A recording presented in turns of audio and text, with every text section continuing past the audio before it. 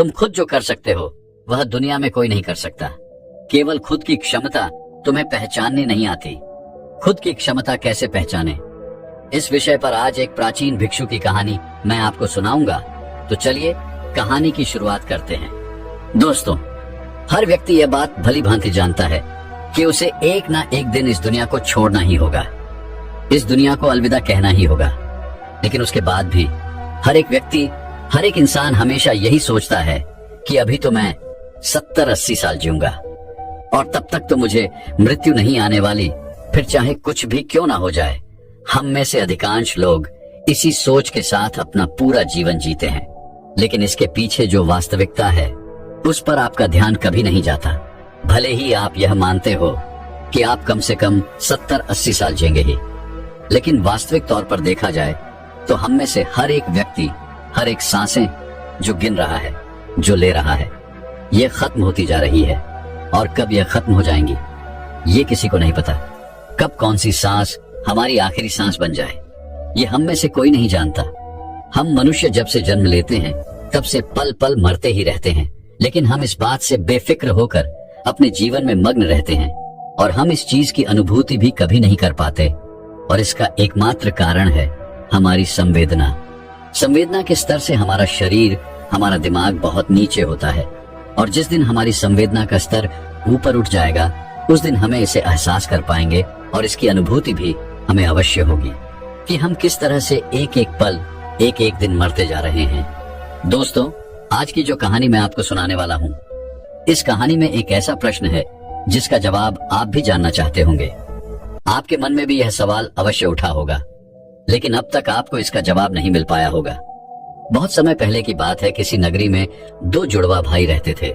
दोनों जुड़वा भाई आपस में बहुत प्रेम करते थे। उनके बीच जो संबंध था वो बहुत मजबूत था। दोनों एक दूसरे की कदर करते थे, दोनों एक दूसरे का सम्मान किया करते थे। उनमें से जो बड़ा भाई था वह बहुत ही कामयाब इंसान था, अर्थात उसके पास वह सब कुछ था जो वह चाहता था, धन दौलत वैभव सारी सुख सुविधाएं। वहीं पर जो दूसरा भाई था उसके पास धन दौलत तो नहीं थी, लेकिन उसने मान सम्मान बहुत कमाया था, पर थोड़ा गरीब था, पर अपने जीवन से संतुष्ट था। दोनों भाई अपने जीवन को मजे में जी रहे थे। देखते ही देखते समय बीतता गया। समय के साथ साथ वो दोनों अब बूढ़े हो चले थे। अब उनके पास अपने पूरे जीवन काल का केवल कुछ समय ही शेष बचा हुआ था, और यह ऐसा समय था जब दोनों भाइयों की परिस्थितियां लगभग एक जैसी थी। जिसने बहुत अधिक धन कमाया था उसने भी अपना जीवन जैसे तैसे ही काटा, और जिसने मान प्रतिष्ठा कमाई थी, जिसके पास उतना धन नहीं था, उसका भी जीवन जैसे तैसे ही कट रहा था। तब उन्हें यह एहसास होने लगा कि हमने अपने जीवन में जो कुछ भी हासिल किया उसका क्या अर्थ हुआ। वे दोनों ये सोच रहे थे कि हमने जीवन भर इतनी मेहनत की, इतना कुछ अपने लिए कमाया, लेकिन ये सब कुछ व्यर्थ ही रह गया, जिस कारण वे लोग बहुत परेशान रहने लगे थे। और अपने जीवन की इस यात्रा को खत्म करने से पहले वे अपने सभी सवालों के जवाब जानना चाहते थे। एक दिन बड़े भाई के एक मित्र ने जब अपने मित्र को बहुत उदास देखा तो उसने उससे उसकी उदासी का कारण पूछा। तब उसने अपनी सारी आपत्ति अपने मित्र को बता दी। इस पर बड़े भाई का मित्र कहता है, यहाँ पास ही में एक बौद्ध भिक्षु रहते हैं। उनके आसन में भीड़ लगी रहती है। वह सभी के हर प्रश्न का जवाब देते हैं। तुम वहां पर चले जाओ, तुम्हारे जो भी प्रश्न हैं वह उसका उत्तर तुम्हें अवश्य देंगे। वह बहुत ज्ञानी है, उनकी ख्याति दूर दूर तक फैली हुई है। दूर दूर से लोग अपने सवालों के जवाब जानने के लिए उनके पास आते हैं। तुम भी वहां जाकर अवश्य एक बार अपने सवाल पूछ कर देखो। मुझे यकीन है तुम्हें तुम्हारे सवालों के जवाब वहीं पर मिलेंगे। वो दोनों भाई उन बौद्ध भिक्षु के पास पहुंच जाते हैं और अपने सवालों के जवाब जानने के लिए बहुत उत्सुक होते हैं। जब वह वहां पर गए तो उन्होंने देखा कि वह बौद्ध भिक्षु ध्यान में लीन थे, तो उन्होंने खड़े होकर वहीं पर इंतजार करना उचित समझा। जब वह बौद्ध भिक्षु अपने ध्यान से बाहर आए, जब उन्होंने आंखें खोली तो उन्होंने देखा कि 2 वृद्ध उनके सामने खड़े हैं। तब उन्होंने उनके यहाँ पर आने का कारण पूछा। तब बड़े भाई ने कहा, है महाराज, मैं आपसे अपने सवालों का जवाब जानना चाहता हूँ। मेरे मन में कई सवाल हैं और मुझे उनके जवाब चाहिए। मैंने सुना है कि आप किसी को खाली हाथ नहीं जाने देते। आप सभी की समस्या का निवारण करते हैं, आप सभी की शंकाओं को दूर करते हैं। इसलिए हम आपके पास आए हैं। और हमें पूरी उम्मीद है कि आप हमारे सभी सवालों का जवाब भी हमें अवश्य देंगे। इस पर वह बौद्ध भिक्षु मुस्कुराने लगे और कहते हैं, बेटा, मेरे पास तुम्हारे सभी सवालों का जवाब है या नहीं, यह तो तुम्हारे सवाल पर निर्भर करता है, लेकिन मेरे पास इतना समय नहीं है कि मैं तुम्हारे सभी सवालों का जवाब दे सकूं। लेकिन हाँ, अगर तुम इन सभी सवालों का निचोड़ निकालकर मुझे केवल एक प्रश्न दो, तो मैं इसका उत्तर तुम्हें अवश्य दे सकता हूँ। अर्थात जीवन के सारे सवालों को एक ही सवाल में पेश करो, तो मैं तुम्हारी मदद अवश्य कर सकता हूँ। उन बौद्ध भिक्षु की यह बात सुनकर दोनों बड़े चिंतित हो गए। उन्हें यह समझ नहीं आ रहा था कि आखिर अपने पूरे जीवन के इन प्रश्नों को केवल एक प्रश्न में कैसे परिवर्तित किया जाए। दोनों सोच में पड़ गए। दोनों ने काफी देर सोच विचार किया, चर्चा की, और उसके बाद बड़ा भाई कहता है महाराज, ये तो बड़ी विचित्र बात है कि अपने जीवन के सारे सवालों को केवल एक सवाल में परिवर्तित करके हम आपसे कैसे पूछ सकते हैं। हमने बहुत प्रयास किया, हमने आपस में बातें भी की, लेकिन हम इन सभी सवालों को एक सवाल में परिवर्तित ना कर सके। लेकिन उसके बाद हमने कुछ देर और सोचा विचार कि हमें किसी भी तरह से केवल एक सवाल ही पूछने का मौका मिला है, जिस कारण हम दोनों भाइयों ने आपस में सहमति करके अपने जीवन को केवल एक सवाल में पिरो दिया है। और यह सवाल मैं अब आपसे पूछना चाहता हूँ, क्या मुझे आज्ञा है? तभी वह बौद्ध भिक्षु कहते हैं, अवश्य, जो तुम पूछना चाहते हो पूछ सकते हो। तभी वह बड़ा भाई कहता है महाराज, हम दोनों भाई हैं और हम दोनों ने अपने जीवन को संतोषजनक जिया है। एक तरफ जहां मैंने खूब सारा धन इकट्ठा किया, वैभव और सारी सुख सुविधा इकट्ठा की, वहीं पर मेरे भाई ने अपने जीवन में मान प्रतिष्ठा इकट्ठा की और अपने जीवन को संतोषजनक दिया। लेकिन अब हमारे जीवन का वह समय आ चुका है कि हम कभी भी अब मृत्यु को प्राप्त हो सकते हैं। लेकिन अब हमारे मन में एक अजीब सा प्रश्न है, और वह यह है कि हमें लगता है कि हमने जीवन में जो कुछ भी पाया है, जो कुछ भी इकट्ठा किया है, यह सब कुछ व्यर्थ है।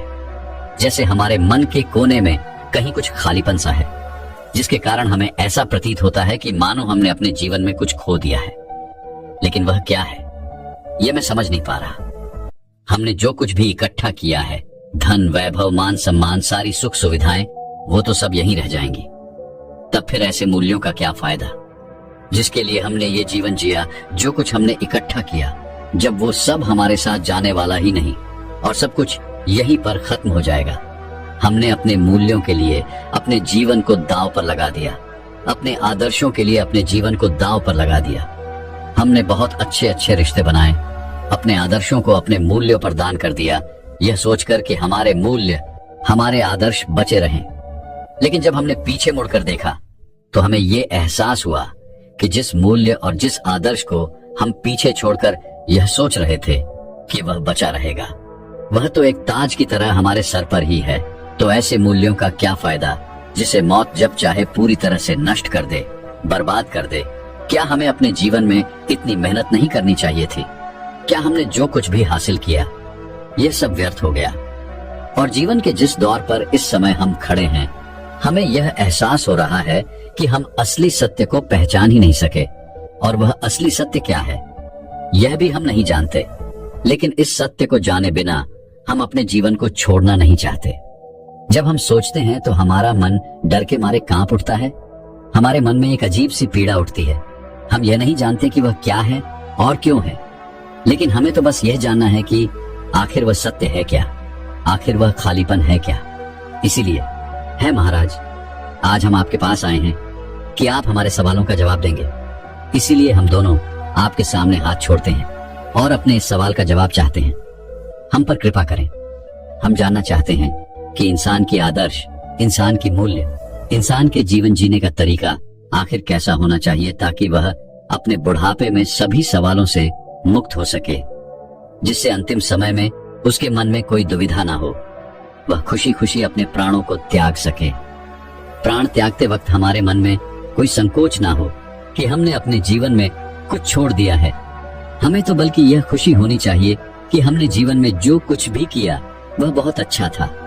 उन दोनों का यह सवाल सुनकर वह बौद्ध भिक्षु एक पल के लिए सोच में पड़ गए। उन्होंने काफी देर सोच विचार कर इसका जवाब देना शुरू किया। बेटा, हम मनुष्य हमेशा अंधकार में जीते हैं। हमें लगता है कि हमारे जीवन का कोई अंत नहीं। हम तो यहाँ पर सजा के लिए जीने आए हैं, इसलिए हम केवल मौज मस्ती में अपना समय यूं ही व्यर्थ करते रहते हैं। उन चीजों को इकट्ठा करने में अपना समय लगाते हैं जो हमारे किसी काम की नहीं। और जब तक हम मनुष्य के जीवन में कोई बड़ी बीमारी या फिर बुढ़ापा जैसे जीवन के दौर जब तक हमारे सामने नहीं आते, तब तक तो हम अपने आप को आजाद और अमर ही समझते रहते हैं। और हम इस अंधकार में जीते हैं कि हमारी मौत भी कुछ नहीं बिगाड़ सकती। क्या तुम दोनों को कभी यह एहसास हुआ है?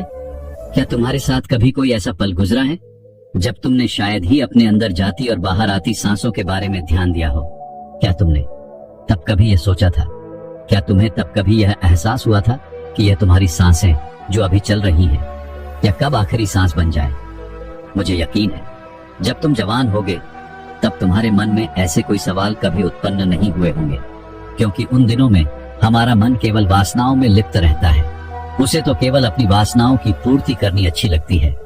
उसे हमेशा बस एक ही चीज की होड़ रहती है, हमें अपने जीवन में कुछ करना है, कुछ पाना है, धन इकट्ठा करना है, मान प्रतिष्ठा वैभव व सारी सुख सुविधाएं, एक अच्छा ओहदा, या फिर हमें एक संतोषजनक जीवन तो जीना ही है। और इसी प्रकार हर एक मनुष्य, हर एक व्यक्ति अपने जीवन के मूल्यों को, अपने आदर्शों को अपने जीवन के हिसाब से निर्धारित करता है। जब तक सब कुछ ठीक होता है तब तक हमारे मन में कभी कोई शंका या कभी कोई प्रश्न नहीं उठता।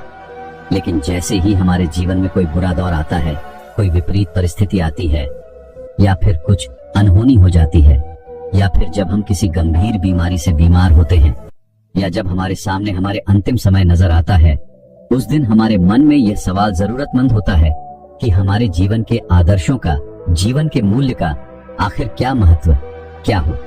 अगर अभी के अभी मेरे प्राण निकल जाएं, तो क्या मेरे आदर्श, मेरे मूल्य मुझे संतोषजनक मृत्यु दे सकते हैं?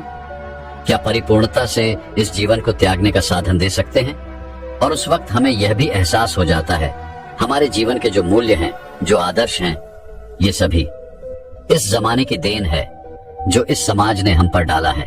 और इस पोस्ट के लिए हम अपना पूरा जीवन इसी तरह से व्यतीत कर देते हैं।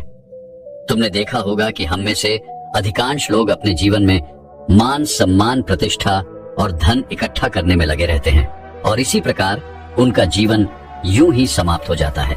और उनके जो जीवन के मूल्य हैं, जो जीवन के आदर्श हैं, वो यहीं पर रह जाते हैं। लेकिन यह आदर्श केवल एकमात्र कागज की नाव के समान है, और जब तेज बारिश होती है तो कागज की नाव तहस नहस हो जाती है। जब तक वह इंसान उस कागज की नाव में बैठा होता है और बारिश नहीं हो रही होती, तब तक वह अपने आप को सर्वश्रेष्ठ मानता है, अमर अजर मानता है। वह सोचता है कि मौत भी मेरा कुछ नहीं बिगाड़ सकती। लेकिन जब उसे इस बात का एहसास होता है कि मैंने व्यर्थ की चीजों को इकट्ठा करने में अपना पूरा समय गवा दिया, अपना पूरा जीवन व्यर्थ कर दिया, तब तक बहुत देर हो जाती है। तब उसे यह भी एहसास हो जाता है कि जिन आदर्शों के, जिन मूल्यों के पीछे मैं भाग रहा था, वह तो एक कंकड़ पत्थर की भांति है। और आखिरी समय में उसे यह भी एहसास हो जाता है कि उसने अपने जीवन में कुछ भी हासिल नहीं किया। लेकिन तब तक समय बीत चुका होता है, और हम मनुष्य के हाथों में उस समय कोई समय नहीं बचा होता, क्योंकि मृत्यु दरवाजे पर दस्तक दे रही होती है। और यही विचार इंसान के मन में पीड़ा उत्पन्न करता है, और तब उस व्यक्ति के मन में एक असंतोष की भावना उत्पन्न होती है। उसे लगता है कि उसने अपने जीवन में कुछ भी नहीं किया, जिस कारण उसके मन में एक अधूरापन सा रह जाता है, एक खालीपन सा, जिसके कारण मनुष्य कभी भी वही पूर्णता से मृत्यु को प्राप्त नहीं कर पाता। वह खुशी खुशी मृत्यु को गले नहीं लगा पाता। लेकिन असली सवाल तो यह है कि क्या सचमुच मौत को खुशी खुशी गले लगाया जा सकता है? यह वास्तविक तौर पर परिपूर्णता के साथ, संतोष के साथ मृत्यु को प्राप्त किया जा सकता है? और अगर आपको इस सवाल का सटीक जवाब मिल जाए तो आपको आपकी जीवन की राह मिल जाती है, क्योंकि मृत्यु ही जीवन का दूसरा पहलू है जो आपको जीना सिखाती है, हमें जीवन जीने का मार्ग दिखाती है। जरा एक पल के लिए यह सोचकर देखो कि तुम अभी जिंदा हो, लेकिन तुम्हारी सांस जो चल रही है वह तुम्हारी आखिरी सांस बन जाए, तो उस अंतिम क्षण में तुम्हें किस बात का पछतावा होगा? एक पल के लिए यह सोचकर देखो। हो सकता है कि तुम्हारे मन में यह तकलीफ हो कि मैंने उस कार्य को अभी तक पूरा नहीं किया। मैं अभी तक अपने लक्ष्य तक नहीं पहुंच पाया। मैंने किसी से वादा किया था कि मैं ऐसा करके दिखाऊंगा, लेकिन मैं अभी तक उसे पूरा नहीं कर सका। ऐसे कई सवाल आपके मन में उठने लगेंगे और यही सवाल, यही पीड़ा हमें दीमक की तरह खाती चली जाती है। और यदि तुमने अपने किसी कार्य को या किसी लक्ष्य को जो आपने निर्धारित किया था उसे पूरा कर भी लिया है, तब भी आपके मन में हमेशा एक प्रश्न तो शेष बचा ही रहेगा, और वह यह है कि जो लक्ष्य मैंने निर्धारित किया था वह तो एक मिथ्या था। वह कोई वास्तविकता नहीं थी, वह परमानंद नहीं था। इसलिए वही कार्य, वही लक्ष्य तुम्हारे मन को पीड़ा पहुंचाता है। और तब हमारे मन में एक और सवाल उत्पन्न हो जाता है कि हमने अपने अज्ञानता के कारण अपने जीवन में एक गलत लक्ष्य चुन लिया और उसे पाने के लिए पूरी ताकत लगा दी, अपना पूरा जीवन लगा दिया। और जब तुम्हें यह पता चला कि वह लक्ष्य तो मिल गया लेकिन वह लक्ष्य तो झूठा था, तब उस वक्त मन में जो पीड़ा उठती है वह असहनीय होती है। एक बार के लिए यह भी सोचकर देखो कि तुमने अपने जीवन में कोई लक्ष्य निर्धारित किया था और उस लक्ष्य के लिए तुम उस मार्ग पर चलते चले जा रहे हो, और तभी तुम्हें यह पता चलता है जिस लक्ष्य का तुम पीछा कर रहे थे, जिस लक्ष्य को तुम पाना चाहते थे, वो लक्ष्य तो दूसरे दिशा में रह गया। जब तुम अपने जीवन के दूसरे छोर पर पहुंच जाते हो, तब तुम्हें यह एहसास होता है कि जिस लक्ष्य को हम पाना चाहते थे वह तो जीवन के दूसरे छोर पर है और तुमने ही उस पर कभी ध्यान नहीं दिया, आंखें खोलकर उसे कभी देखा नहीं। तुम तो बस इस अंधकार में थे कि मुझे तो अपना लक्ष्य पाना है, इसलिए अपनी आंखें बंद करके तुम अपनी दिशा में बढ़ते चले गए, यह सोचकर कि शायद जहां पर यह रास्ता खत्म होगा वहां मुझे मेरा लक्ष्य अवश्य मिल जाएगा। लेकिन आप ये भूल गए, ये तो जीवन है और जीवन तो हर कोई जीता है, यहाँ तक कि जानवर भी जीते हैं। खाना पीना तो जानवर भी खाते हैं। एक जानवर भी मेहनत करता है, अपने परिवार का पालन पोषण करता है और वह भी अपनी प्रतिष्ठा कायम रखता है। लेकिन अब सबसे बड़ा सवाल यहाँ पर यह भी है कि एक जानवर और एक इंसान के लक्ष्य में क्या फर्क होता है। जानवर का लक्ष्य सीमित होता है, उसे तो बस इतना ही चाहिए कि वह जो पेट भर के खाना मिल जाए और मैं आराम से अपने जीवन को जी सकूं। इसके अलावा उसे अपना परिवार बसाना अच्छा लगता है और यही उसके जीवन का लक्ष्य होता है। वहीं पर एक इंसान यह सोचता है कि वह धन संपदा इकट्ठी कर ले, मान सम्मान प्रतिष्ठा, एक अच्छा घर, इससे ज्यादा और कुछ नहीं। यही उनका एकमात्र लक्ष्य होता है। और अगर इससे ज्यादा कुछ और करना है तो समाज में मान प्रतिष्ठा भी बढ़ा लूं, जिससे मेरा जीवन वही पूर्ण हो जाएगा। लेकिन क्या आपने एक जानवर और एक इंसान के बीच के लक्ष्य की समानता देखी? दोनों का लक्ष्य लगभग एक जैसा ही होता है। उन्हें भी मेहनत करके अपने परिवार का पालन पोषण करना है, पेट भर के खाना खाना है, और इधर हर एक व्यक्ति को मान सम्मान प्रतिष्ठा, अपना परिवार और धन इकट्ठा करना है। तो जब दोनों के लक्ष्य लगभग एक जैसे ही हैं और दोनों का जीवन लगभग एक जैसा ही है, तो फिर हम इंसानों को यह अहंकार क्यों है कि हम एक इंसान हैं? हम क्यों भला अपने आप को उन जानवर से ऊपर समझते हैं? आखिर वही जीवन हम भी जी रहे हैं और वह जानवर भी जी रहे हैं, तो फिर दोनों में फर्क क्या है? तो यहाँ पर इसका जवाब भी बड़ा सीधा और सरल है।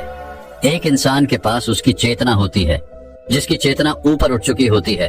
उसे इस बात का भली भांति एहसास होता है कि एक इंसान के पास चेतना का फर्क है। जानवरों में चेतना नहीं होती, लेकिन दूसरी तरफ इंसानों की चेतना ऊपर होती है। और इसी चेतना का इस्तेमाल करके यदि आप चाहें तो परमात्मा को भी हासिल कर सकते हैं। लेकिन हाँ, मनुष्य तो केवल इस समाज के हिसाब से चलते हैं। अपनी चेतना का इस्तेमाल केवल धन संपदा, मान प्रतिष्ठा और समाज में अच्छा बने रहने के लिए, इस चेतना का छोटे छोटे चीजों के लिए इस्तेमाल करते हैं। किंतु यदि हम चाहें तो अपनी इस चेतना का इस्तेमाल करके हम जीवन को परमानंद की तरफ ले जा सकते हैं, जिससे हमें जीवन का आनंद भी आएगा, उस परमात्मा का ज्ञान पा सकते हैं। लेकिन यह चेतना हम समय के साथ धीरे धीरे बर्बाद कर देते हैं। हमें इसका कोई एहसास नहीं रह जाता। इसलिए जब जीवन का अंतिम समय आता है तो हमारे मन में एक पीड़ा उठती है, हमारे मन में एक तकलीफ रहती है, और वही हमें यह एहसास भी कराती है कि जो कुछ भी हमने अपने जीवन में हासिल किया है सब कुछ कंकड़ पत्थर के समान है। और यही कारण है कि जब हमारा अंतिम समय आता है तो हमारे भीतर कई तरह के सवाल होते हैं और हमें कई तरह की तकलीफें भी उत्पन्न होती हैं, जिस कारण एक मनुष्य परिपूर्णता के साथ कभी मृत्यु को प्राप्त नहीं कर पाता। और तब समाज के वो सारे मूल्य, सारे आदर्श हम पर बोझ बनकर रह जाते हैं। उनका हम पालन तो करते हैं, लेकिन अधूरे चित्त के साथ, क्योंकि वह तुम्हारी खोज नहीं है। यह तो समाज की खोज है और इस समाज ने यह बोझ तुम पर डाला है। लेकिन जब हम अपनी चेतना का इस्तेमाल करते हैं तो हमें यह अच्छी तरह से समझ में आ जाता है कि जिस आदर्श, जिस मूल्यों के लिए हम जी रहे हैं, उसे हम अच्छी तरह से समझ पाते हैं, उसे अच्छी तरह से पहचान पाते हैं, और उस दिन यह आदर्श, यह जीवन के मूल्य हम पर बोझ नहीं बन पाते, बल्कि यह हमारे जीवन के लिए एक दिशा का काम करते हैं, हमें एक रास्ता प्रदान करते हैं। इसलिए हर इंसान के जीवन में एक लक्ष्य तो होना ही चाहिए कि वह अपने जीवन में चेतना स्तर को ऊपर उठा सके, जीवन के अपने हर एक पल, हर एक क्षण को चेतना के भाव से जी सके, अच्छी तरह से समझ सके, उसे पहचान सके। क्योंकि आप यह बात तो बहुत अच्छी तरह से जानते ही होंगे कि हमारा जीवन दो पहलुओं में विभाजित है, सुख और दुख।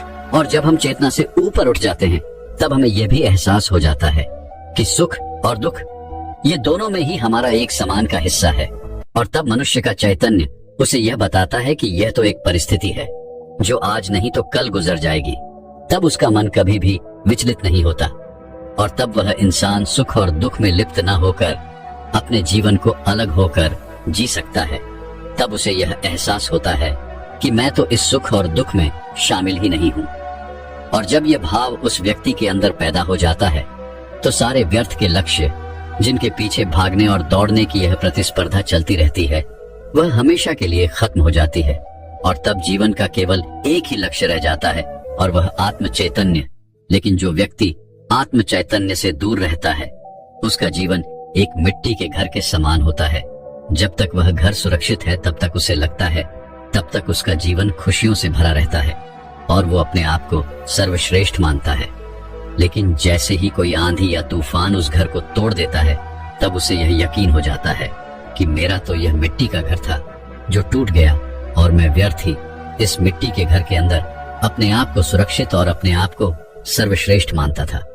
तब उसे यह एहसास होता है, तब वह पश्चाताप करता है, रोता है, बिलखता है, और उसे यह भी पता चल जाता है कि वह व्यर्थ ही अपने जीवन को सबसे मूल्यवान समझ रहा था।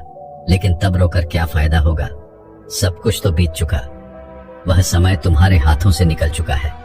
अब जो भी क्षण तुम्हारे हाथों में है, उस समय का इस्तेमाल करो। जीवन के आखिरी समय में पश्चाताप करके क्या फायदा, क्योंकि जो भी समय आपके पास बचा है, आप चाहें तो उसका इस्तेमाल कर सकते हैं।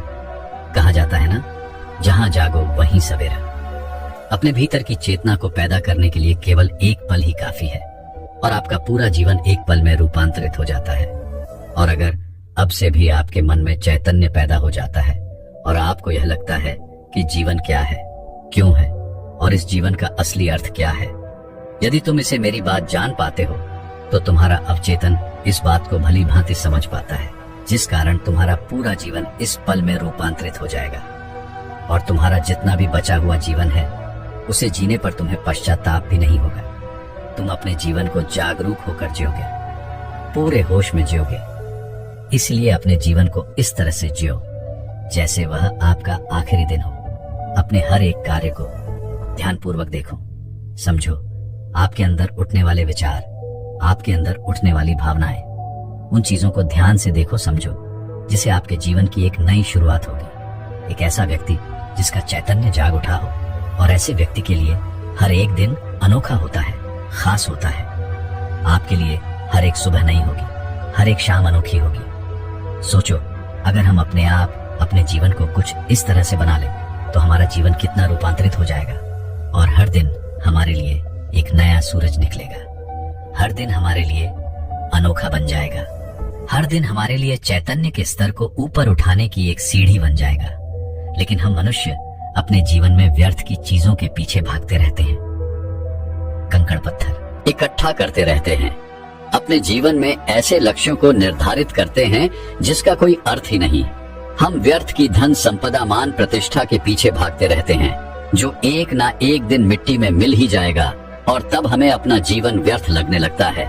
लेकिन यदि आपका मन चैतन्य से भर जाए तो आप हर चीजों का लाभ उठा सकते हैं। आप हर पल को भरपूर जी सकते हैं, हर एक क्षण आपकी मुट्ठी में होगा। लेकिन यदि आपका मन चैतन्य से भरा नहीं होगा तो आप उस पल मौजूद ही नहीं होंगे, तो भला आप उस पल को कैसे झेलेंगे? उस पल क्या घट रहा है ये आपको पता तक नहीं होगा, और जब वह घटना होकर गुजर जाएगी तब आपको एहसास होगा, तब आप अपनी परिस्थिति को दोष देंगे।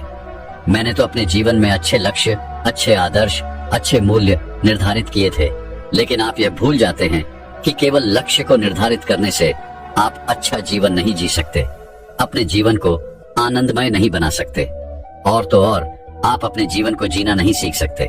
यही तो परम सत्य है, और यही हमारे मन का आखिरी सवाल, अर्थात बुढ़ापे का आखिरी सवाल। इसका जवाब तो उन दोनों को मिल गया, लेकिन क्या आपको मिला? दोस्तों, अगर आप अभी भी अपने जीवन को चैतन्य होकर, जागरूक होकर जीना सीख जाते हैं तो आप अपने जीवन को पर हम आनंद की ओर ले जा सकते हैं। आप अपने जीवन के हर पल का, हर क्षण का आनंद उठा सकते हैं। लेकिन अभी भी अगर आप अपने जीवन में चैतन्य को प्राप्त नहीं करते तो इस जीवन के अंतिम समय में आपको भी केवल पश्चाताप ही होगा। तब उस समय आप केवल इस सोच पर रह जाएंगे कि मैंने तो अपना इतना समय केवल सोते सोते गुजार दिया, मैंने अपना इतना समय केवल इधर उधर की बातों में लगा दिया। इसी प्रकार के कई सवाल आपके मन में उठने लगेंगे, और तब आपके हाथ केवल पश्चाताप ही रहेगा, क्योंकि आपका वह समय तो बीत चुका है और अब आप उस समय को वापस नहीं पा सकते। जब समय आपके हाथों से निकल चुका होगा तब आपको उसकी असली अहम समझ आएगी, और तब आप केवल यह सोच रहे होंगे कि अब तो केवल मेरे पास कुछ ही क्षण बचे हैं। तब आप केवल रोते बिलखते रह जाएंगे, लेकिन आपके हाथ कुछ नहीं आने वाला। इसलिए दोस्तों, आज से और अभी से अपने जीवन को जागरूक होकर जीना सीखें। हर पल, हर क्षण को खुशी से जिए। ऐसे जिए मान लो कि यह समय आपका आखिरी समय है, यह दिन आपका आखिरी दिन है, यह पल आपका आखिरी पल है, जिससे आपके लिए हर एक पल नया होगा, खास होगा और आप ही का होगा। तो दर्शकों, चलिए अब अगली आत्मविश्वास कैसे बढ़ाए इस विषय पर एक प्रसिद्ध कहानी की शुरुआत करते हैं। दोस्तों, महात्मा बुद्ध कहते हैं कि मानव शरीर स्वास्थ्य का रहस्य है, इसीलिए अतीत पर शोक मत करो, भविष्य की चिंता मत करो। बुद्धिमानी तो यही है कि आप ईमानदारी से अपने वर्तमान में जियो, लेकिन हम में से अधिकांश लोग वर्तमान में जीना नहीं जानते, क्योंकि वो जीना ही नहीं चाहते। उन्हें तो अपने बीते हुए कल की चिंता करनी है, आने वाले भविष्य की चिंता करनी है। और यदि आप वर्तमान में जी सकते हैं तो कोशिश करके देख लो, आपका मन और आपका शरीर पूरी तरह से स्वस्थ हो जाएगा।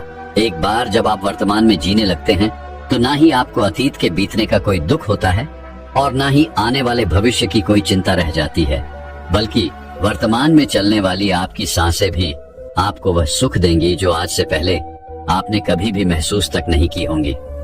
दोस्तों, आज की यह कहानी हमें कुछ ऐसा ज्ञान देने वाली है जिसे पूरा सुन लेने के बाद आप अपने भूतकाल और अपने भविष्य काल को कहीं पीछे छोड़कर वर्तमान में जीना सीख जाएंगे। तो ये कहानी शुरू होती है एक व्यक्ति से। वह व्यक्ति बहुत दुखी था, बहुत परेशान था। वह एक पहाड़ की चट्टान पर बैठकर रो रहा था, बिलख रहा था। तभी वहां से एक बौद्ध भिक्षु गुजर रहे थे।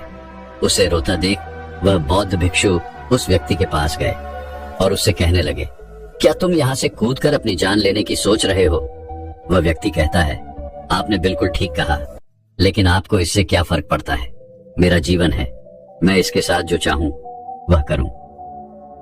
तभी वह बौद्ध भिक्षु उस व्यक्ति से कहते हैं, तो अभी तक बैठकर रो क्यों रहे हो? तो अगर तुम्हें यह करना ही है तो यहाँ पर बैठकर रोने से क्या फायदा? इस बात को सुनकर वह व्यक्ति थोड़ा सा क्रोधित हो जाता है और उन बौद्ध भिक्षु से कहता है, देखिए महाराज, यहाँ पर जो भी करने आया हूँ वह तो मैं करूंगा ही, लेकिन आपको इसमें दखल अंदाजी करने की कोई जरूरत नहीं। इतना कहते ही वो व्यक्ति कूट कूट कर रोने लगता है। तभी वो बौद्ध भिक्षु उससे कहते हैं, अच्छा ये बताओ, क्या तुम सब कुछ छोड़ आए हो या फिर अपने साथ कुछ लाए हो?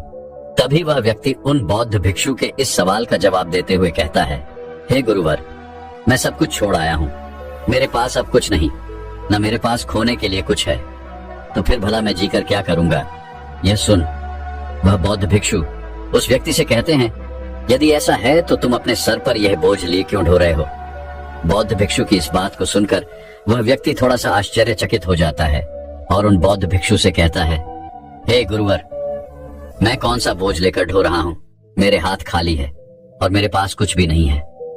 तभी वो बौद्ध भिक्षु कहते हैं, तुम्हारी सांसें भी ठीक से नहीं चल रही, तो यहाँ पर आए तो हो, इस दुनिया को छोड़ने और टूट कर रोए भी जा रहे हैं। एक खाली इंसान कभी भी ऐसा नहीं करता। जो कंगाल हो चुका हो, जिसके पास और कुछ ना बचा हो, वो भला क्यों रोएगा?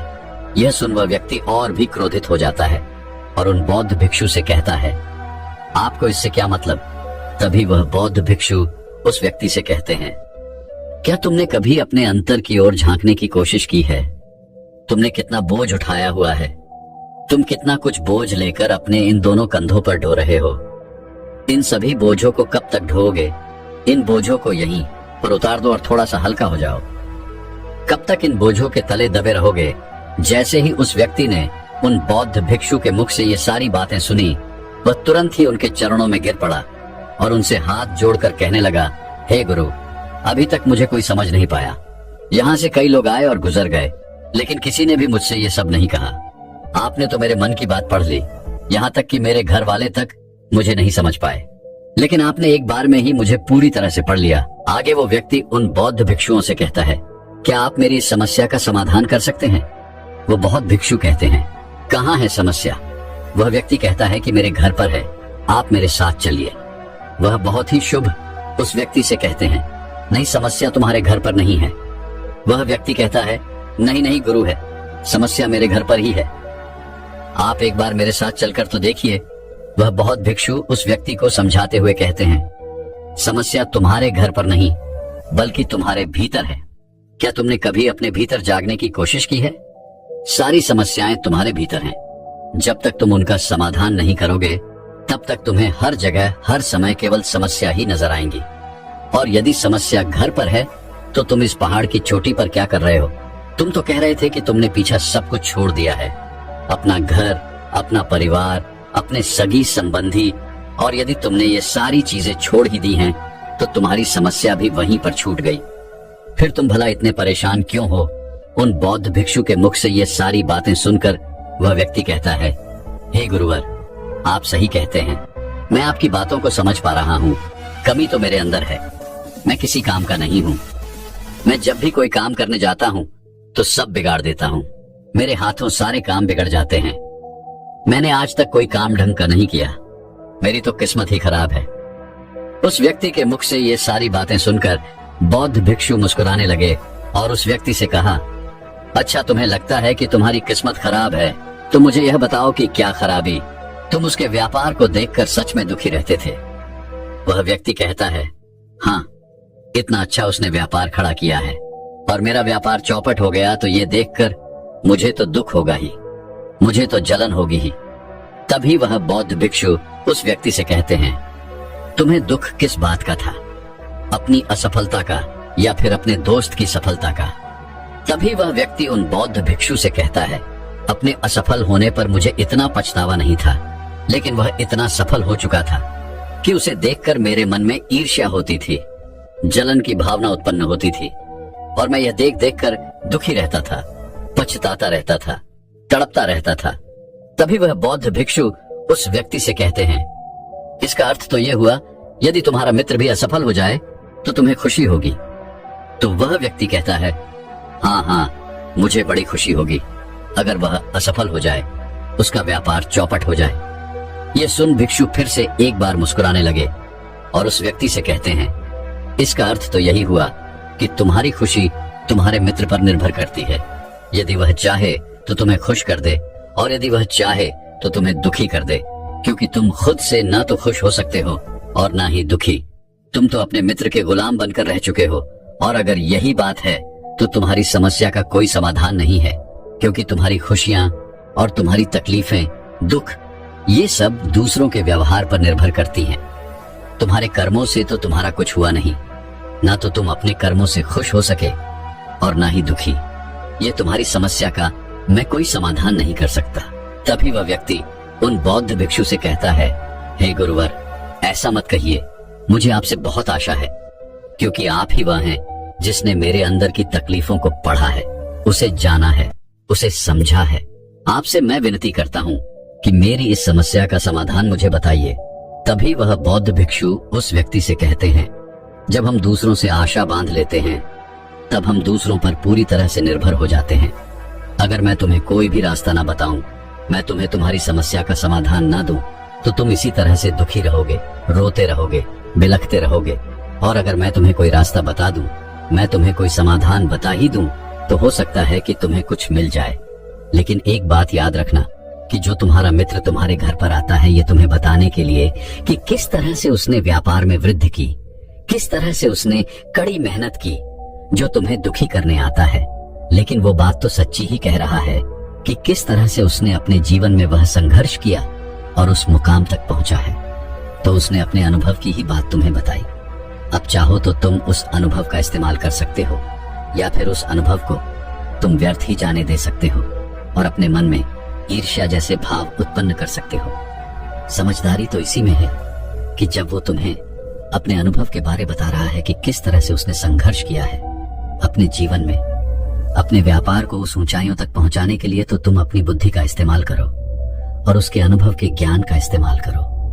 तुम्हें तो खुश होना चाहिए कि तुम्हें जो अनुभव चाहिए था वो तुम्हें बिना मांगे तुम्हारे मित्र से मिल रहा है, और इस पर तो तुम्हें अपने मित्र का आभार व्यक्त करना चाहिए, क्योंकि घर बैठे बैठे तुम्हें वह अनुभव प्राप्त हो रहा है जो तुम अपने जीवन से प्राप्त नहीं कर सके। इसलिए आगे बढ़ो, संघर्ष करो, कुछ अनुभव का इस्तेमाल करो और हार मत मानो, क्योंकि समय की एक खूबी है, वह चाहे कैसा भी हो वह बदल जरूर जाता है। इसलिए समय चाहे जैसा भी हो, अच्छा या बुरा, दोनों का गुजरना तय है।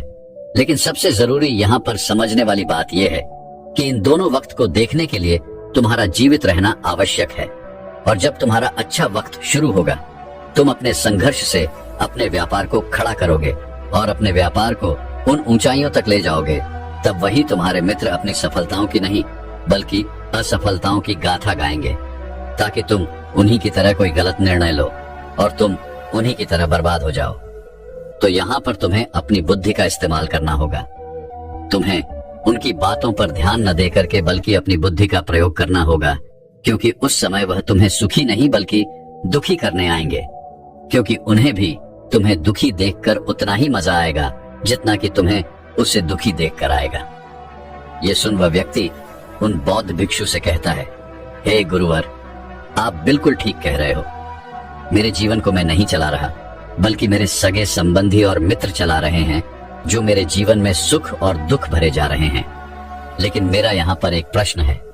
जब मैंने व्यापार खड़ा किया था तो मेरा उद्देश्य यही था कि मैं अपने परिवार को सुखी रख सकूं, उन्हें वो सुख सुविधाएं दे सकूं। तो क्या अपने परिवार के लिए सोचना गलत है? मैं तो अपने परिवार के लिए ही सब कुछ कर रहा था, लेकिन व्यापार में नुकसान होने के बाद वह परिवार भी मुझे छोड़ गया। इस पर भिक्षु मुस्कुराने लगे। तभी वह व्यक्ति कहता है, अब इसमें मुस्कुराने वाली बात क्या है? क्या मैंने कोई गलत प्रश्न पूछ लिया? तभी वो बौद्ध भिक्षु कहते हैं, नहीं, हर व्यक्ति यह चाहता है कि कोई उसकी गलती पर उसे सांत्वना दे, और तुम भी वही चाहते हो। हर कोई यही चाहता है कि जब वो कुछ करे तो उनकी प्रशंसा की जाए, और जब हमें प्रशंसा नहीं मिलती तो हमें भीतर ही भीतर बड़ा दुख होता है। हमारे मन को एक ठेस पहुंचती है, और तब हमारे मन में यह भाव उत्पन्न होने लगता है कि इस दुनिया में सभी मतलबी है, सभी अपने मतलब के लिए जीते हैं, सभी अपने मतलब के लिए काम करते हैं, और सभी हमारे साथ अपने मतलब के लिए ही रहते हैं। लेकिन अगर तुम किसी को अपना परिवार मानते भी हो और अपने उस परिवार के लिए कुछ करना चाहते हो, तो फिर तुम्हें ऐसा क्यों लगता है कि तुम दूसरों के लिए कर रहे हो? तुम तो अपने लिए ही कर रहे हो ना। अगर तुम्हें लगा कि तुम दूसरों के लिए कर रहे हो तो तुम जीवन भर दुखी ही रहोगे, और जब तुम्हें लगेगा कि तुम अपने लिए कर रहे हो तब तुम्हें एक अजीब खुशी प्राप्त होगी और तुम हमेशा खुश रहोगे। और जब तुम अपने कार्यों को बेहतर से और बेहतरीन करने में लगे रहोगे तो तुम्हें किसी की सांत्वना की भी कोई जरूरत नहीं पड़ेगी। तभी वह व्यक्ति उन बौद्ध भिक्षु से कहता है, हे गुरुवर, मुझे आपकी बात समझ में आ गई। अब तक मेरी किस्मत दूसरों के हाथों में थी, वो उसमें जैसे रंग चाहे सुख के या दुख के भर दिया करते थे, लेकिन अब से मैं अपनी किस्मत अपने हाथ में रखूंगा, और फिर चाहे यह अच्छी हो या खराब, मैं हार नहीं मानूंगा। आखिर में वह व्यक्ति उन भिक्षु से कहता है, हे गुरुवर, आपकी सारी बातें तो मैं समझ गया, लेकिन क्या आप मुझे कुछ दे सकते हैं जो मेरे जीवन के सबसे बुरे वक्त में मेरा साथ दे सके, मेरा साथ निभा सके? ये सुन वह भिक्षु उस व्यक्ति को एक छोटा सा बक्सा देते हैं और कहते हैं कि यार, मेरे इसे तुम्हें अपने बहुत करीब ही रखना होगा। इसमें एक ऐसा राज है जो तुम्हें बड़े से बड़े दुखों से बाहर निकाल सकता है, बड़ी से बड़ी विपत्तियों से छुटकारा दिला सकता है। और इसे तुम सिर्फ तभी खोलना जब तुम्हें लगे कि अब कोई राह नहीं बची है, जब तुम्हें यह लगने लगे कि सब कुछ व्यर्थ है। मैंने जो बातें कही हैं वो भी व्यर्थ है, ये दुनिया भी व्यर्थ है, यहाँ रहना भी व्यर्थ है। इतना कहकर वह भिक्षु उस बक्से को उस व्यक्ति को थमा देते हैं और फिर वहां से चले जाते हैं। वह व्यक्ति उस बक्से को लेकर वापस अपने घर आता है और फिर एक नया कारोबार शुरू करता है। अब की बार वह कारोबार में हार नहीं मानता और उसका कारोबार बहुत अच्छा चल पड़ता है। उसका कारोबार चलने के कारण अब उसका परिवार भी उसके साथ आ चुका था। उसके पास अब हर सुख सुविधाएं भी हो गई थी। अब वह ना तो भूतकाल का रोना रोता था और ना ही वह भविष्य की चिंता करता था। वह तो केवल अपने वर्तमान को और ज्यादा बेहतर बनाने की कोशिश में लगा रहता था। लेकिन समय हमेशा बदलता रहता है। जिस तरह से बुरा समय हमेशा नहीं रहता, ठीक उसी प्रकार अच्छा समय भी हमेशा नहीं रहता। उस व्यक्ति के जीवन में एक बार फिर से अच्छा समय समाप्त हो चुका था। वह जिस राज्य में रहता था उस राज्य पर पड़ोसी राज्य ने चढ़ाई कर दी थी और पूरा राज्य तबाह कर दिया था। उसका व्यापार भी पूरी तरह से तबाह हो चुका था। वह परिवार के साथ दर दर की ठोकरें खाने लगा। उसे यहाँ से वहां भागना पड़ा, यहाँ तक कि उसके पास खाने पीने के लिए भी पैसे नहीं बचे थे। भूख से उसके माता पिता ने दम तोड़ दिया और वह अपनी पत्नी और छोटे भाई के दोनों बच्चों को लेकर इधर उधर भटकता रहा। वह दोनों बच्चे बीमार पड़ चुके थे और अब उसके पास उनके इलाज के लिए भी पैसे नहीं थे। तब उसे एहसास होने लगा कि यह सब व्यर्थ है। उसका यह जीवन जीना भी व्यर्थ है, यह पूरा संसार व्यर्थ है। पर जो कुछ भी बातें उन भिक्षु ने मुझसे कही थी वो सभी बातें भी व्यर्थ हैं। आज मेरे पास कुछ नहीं बचा, आज मेरे पास जीने का कोई मकसद नहीं बचा। उन भिक्षु ने जो कुछ भी कहा था उन सब बातों का आज कोई मतलब नहीं रह गया। अंततः जीवन को तो समाप्त होना ही है, तो फिर जीवित रहकर भाग दौड़ करके अपने जीवन में वो ऊंचाइयां हासिल करना, वो सफलताएं हासिल करना, ये सब किस काम का। मेरा जीना भी अब मुझे व्यर्थ ही लग रहा है। अगर मैंने उसी समय हिम्मत करके इस जीवन को और अपने शरीर को त्याग दिया होता तो शायद आज मुझे यह सब नहीं देखना पड़ता। वह पूरी तरह से निराश हो चुका था, अंदर से पूरी तरह से टूट चुका था। वो ये सब सोच ही रहा था कि तभी उसकी नजर उस बक्से पर पड़ी जो उसे उन बौद्ध भिक्षु ने दिया था। उस बक्से में एक पर्ची थी जिस पर यह लिखा था कि आपकी नई जिंदगी की शुरुआत कहीं से भी हो सकती है। आपके पास सोने का सिक्का हो ना हो, लेकिन आपके पास वह हिम्मत तो है, तो कुछ ना कुछ अवश्य ही कर लेंगे। उस पर्ची को पढ़ने के बाद उस व्यक्ति के मन में एक बार आशा की फिर से वह लहर दौड़ उठी और उसने फिर से वह हिम्मत बांध ली ताकि वह अपने जीवन में फिर से उन ऊंचाइयों को हासिल कर सके। दोस्तों, मैं उम्मीद करता हूँ कि यह कहानी सुनने से आपके जीवन में अच्छे बदलाव आए होंगे। आपको इस वीडियो से क्या सीखने मिला ये कमेंट करके जरूर बताइए और अपने परिवार, दोस्तों या आपके करीबी इंसान के साथ ये कहानी शेयर करके